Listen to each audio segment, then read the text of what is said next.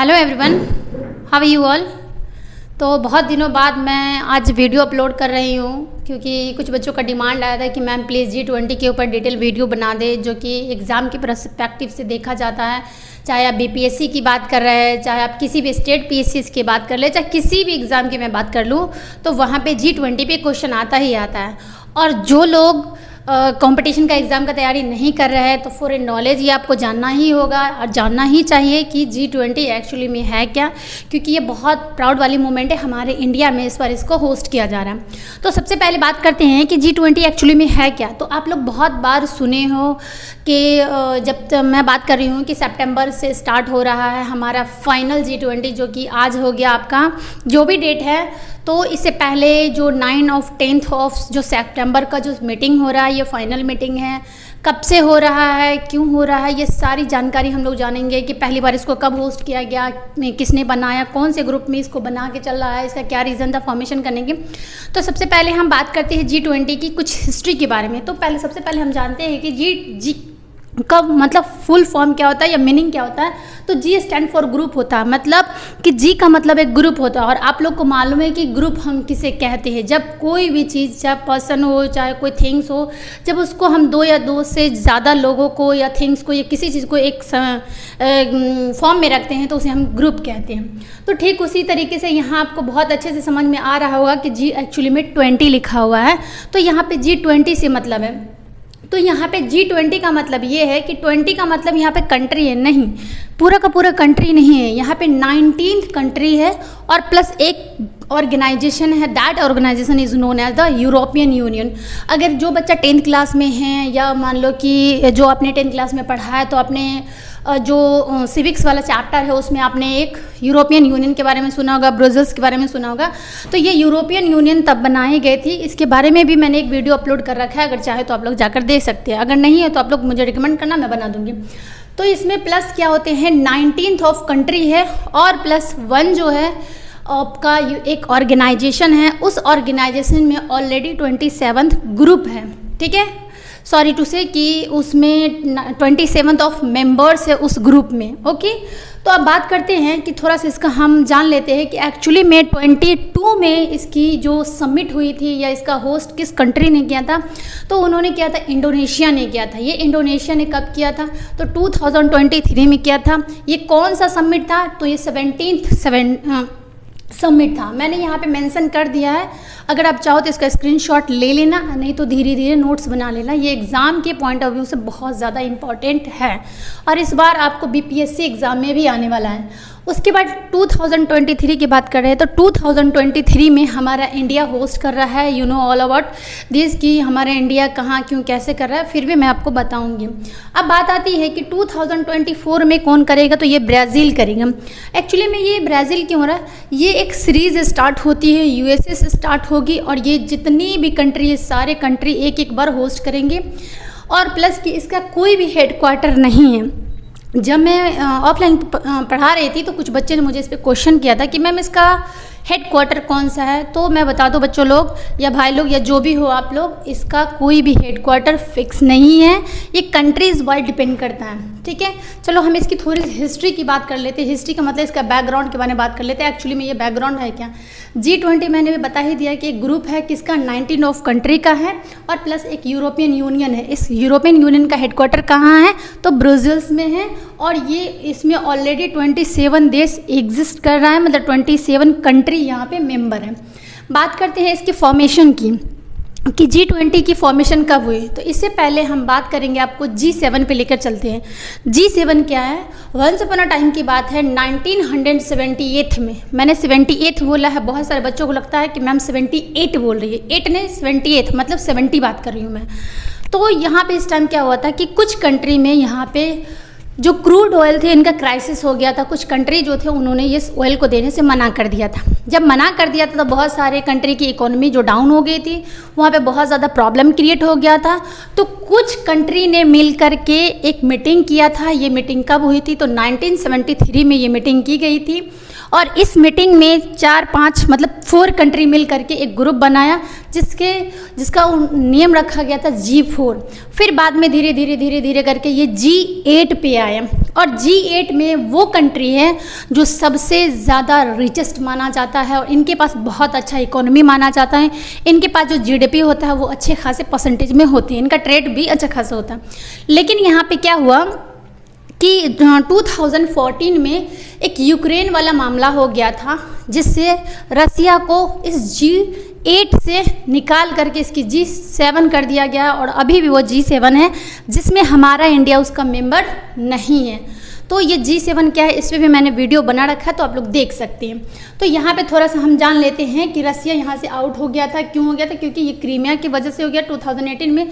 अब बात आती है कि ये कंट्री लोग ग्रुप क्यों बना रहा है, ये इसका क्या मीनिंग है, क्या एम है, किस चीज़ पे ये फोकस कर रहे हैं। तो इनका जो एम है वो डिपेंड करता है कि भैया जितने भी उनका जो इकोनॉमिक इंटरनेशनल इकोनॉमिक फाइनेंशियल जो इश्यूज़ है, जो प्रॉब्लम है, इनको सॉर्ट आउट किया जा सके एंड द प्लस कि इनमें जो भी कमी रह सकता है या किसको हमें बूस्टअप करना है, किस कंट्री की इकोनॉमी अच्छी है, किसकी अच्छी नहीं है, उन सभी पे हमें ध्यान देना है, इसलिए इसका एम बनाया जाता है। तो याद रखिएगा आप लोग कि what is the aim of the formation of the G20। तो इट मीन्स कि जितने भी इंटरनेशनल फाइनेंशियल इशू है इन सभी को सॉर्ट आउट करने के लिए या इन प्रॉब्लम को ख़त्म करने के लिए ये ग्रुप बनाया गया है। इसके अलावा भी और बहुत सारे एम है, मैं बताऊंगी लास्ट में। अब बात करते हैं कि G20 में क्या है। G20 में जो पूरे पॉपुलेशन ऑफ द वर्ल्ड है उसके 2/3 पॉपुलेशन यहाँ पे लोग का मतलब जो कंट्री है उनका जो GDP वो डिपेंड करता है, प्लस कि यहाँ पे पूरे वर्ल्ड का 85% GDP आता है। अब आपको पता होना चाहिए कि कोई भी कंट्री कितना इकोनॉमिकली है, कितना उनके पास पावर है पैसे का, नहीं है वो GDP डिपेंड करता है। और ये टॉपिक आप लोग बहुत अच्छे से पढ़ चुके हैं इकोनॉमी में। तो GDP मतलब ग्रॉस डोमेस्टिक प्रोडक्ट के ऊपर जो निकाला जाता है फाइनल जो प्राइस पे या फाइनल हम बोल सकते हैं गुड्स एंड सर्विस पे जो निकाला जाता है उस पे है। तो 85% टोटल GDP का पूरे वर्ल्ड में हमें सिर्फ और सिर्फ G20 से ही आता है। एंड द नेक्स्ट पॉइंट कि जो 75% जो ट्रेडिंग होती है, जो ट्रेड होता है वो G20 के मेंबर्स करते हैं, 85% करते हैं। इस बात को आप ख्याल में रखिएगा। एंड द प्लस कि इस G20 में जितने भी मेंबर आते हैं वो सब के सब मिडिल इकोनॉमिक कंट्रीज़ है। हाई इकोनॉमिक कंट्री कौन सा है? तो G7 है, पहले G8 था अब G7 हो चुका है। तो यहाँ पे कौन सा है?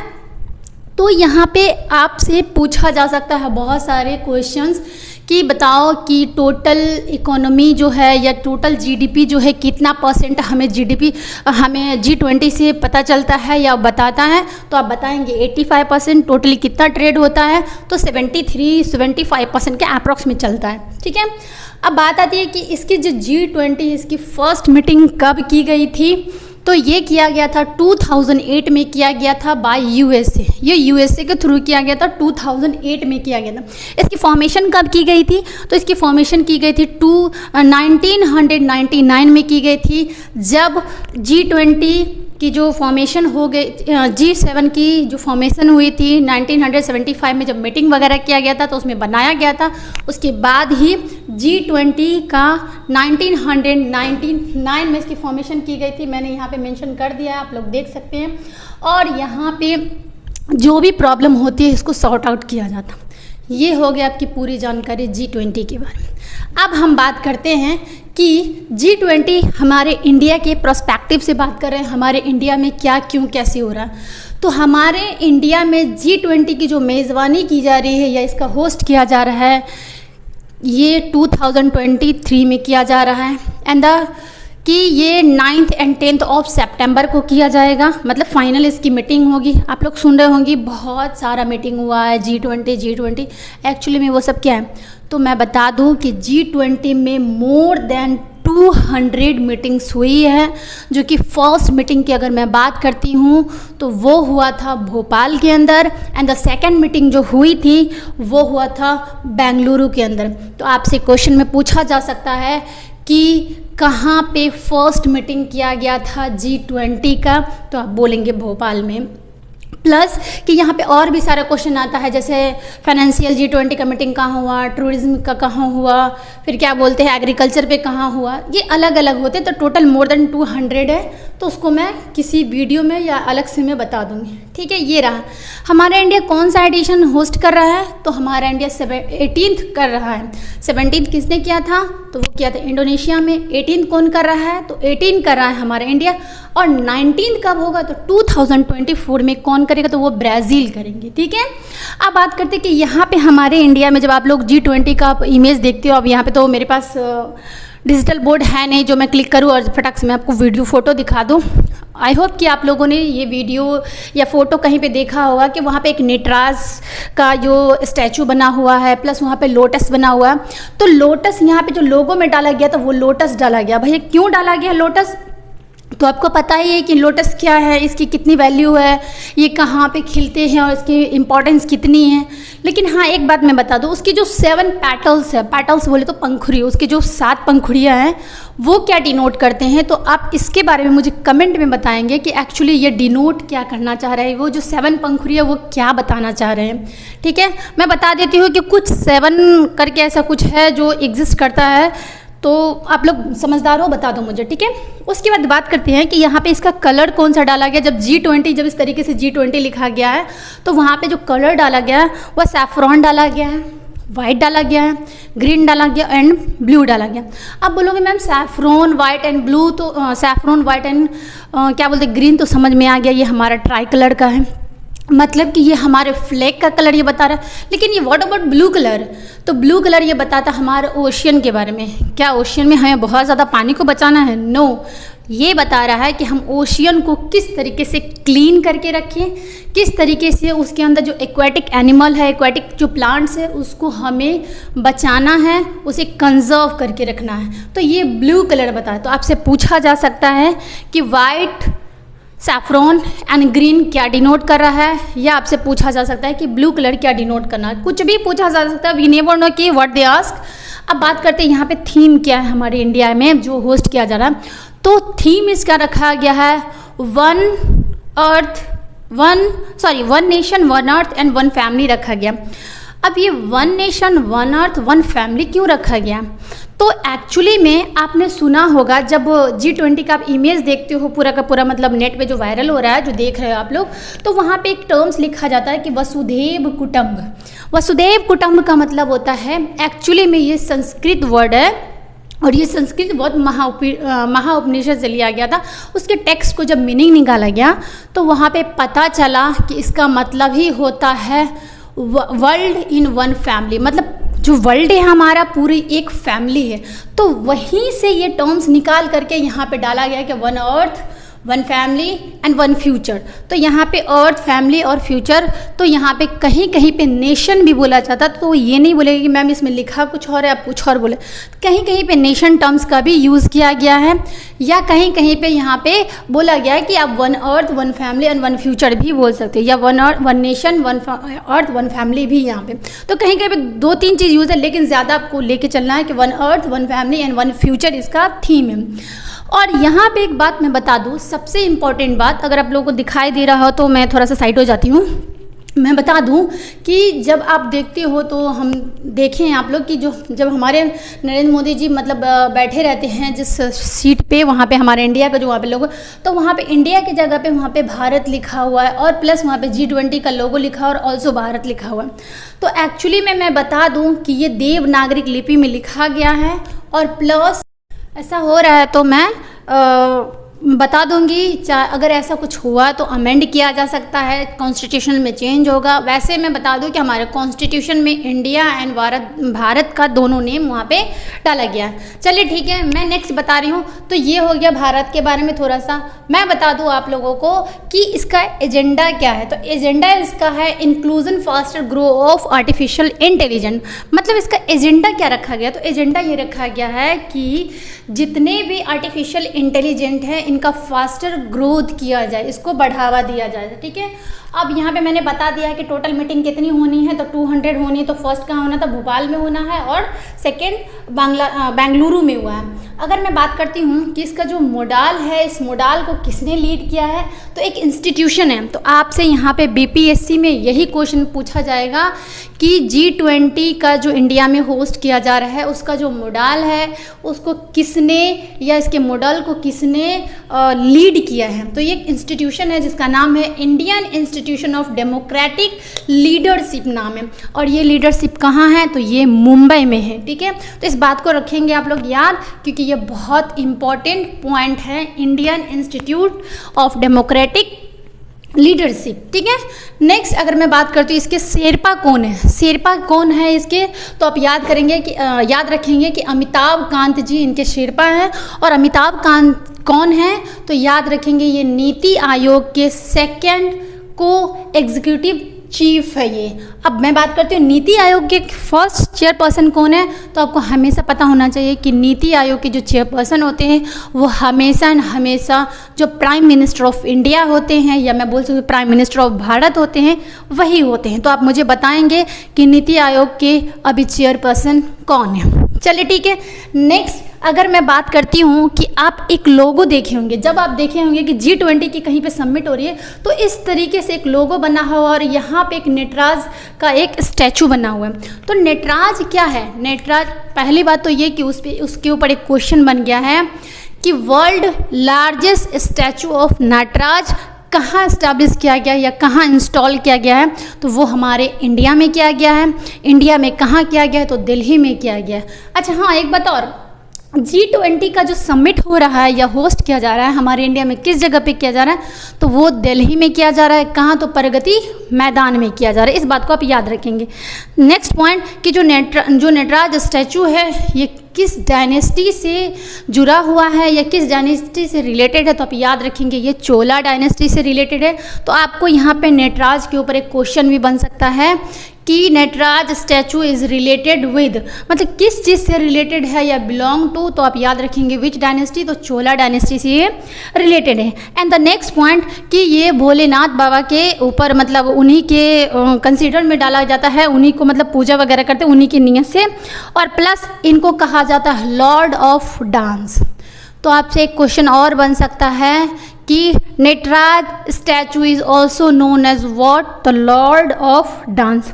एंड द नेक्स्ट पॉइंट आप वहाँ पे देखे होंगे कि जितने भी जो G20 कंट्री है वहाँ के जितने प्राइम मिनिस्टर या प्रेसिडेंट लोग जो आ रहे हैं वहाँ पे, वो हाथ जहाँ पे मिला रहे हैं नरेंद्र मोदी जी से, तो आप देखते हो कि वहाँ पे एक कोणार्क सन टेम्पल का कुछ इमेज वहाँ पे दिखा रहा है। तो एक्चुअली में वो क्यों दिखाया जा रहा है, तो सबसे पहली बात वो बहुत इंपॉर्टेंट टेम्पल है।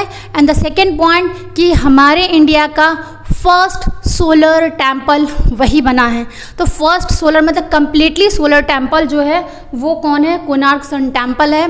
इन द नेक्स्ट क्वेश्चन आपसे अराइज होता है कि कोणार्क सन टेम्पल कहाँ पे है, किस स्टेट में ये लोकेटेड है। चलिए एक बात और मैं बता दूं, आप देखते हैं कि जब G20 की सारी समिट हो रही है तो यहाँ पे बहुत सारे गेस्ट आ रहे हैं, बहुत सारे मेंबर हैं। आप सोचते होंगे कि मैम यहाँ पे तो 20 है तो सिर्फ 20 आना चाहिए या यूरोपियन यूनियन का मेंबर आना चाहिए। यहाँ पे आपने सुना है कि वर्ल्ड बैंक के भी हेड आ रहे हैं, ILO के भी आ रहे हैं, ILO बोले तो इंटरनेशनल लेबर ऑर्गेनाइजेशन के भी आ रहे हैं, IMF के भी आ रहे हैं, बहुत सारे लोग आ रहे हैं, आसियान के भी आ रहे हैं। तो मैं बता दूं कि इन लोगों को भी बुलाया जाता है एज ए गेस्ट के रूप में। तो आप याद रखेंगे यहाँ पे बहुत सारे मेंबर्स आए हैं, ना कि सिर्फ G20 के पर्सन आए। और ये हमारे लिए बहुत बहुत प्राउड वाली बात है कि हमारे इंडिया में पहली बार G20 की समिट की जा रही है, होस्ट की जा रही है।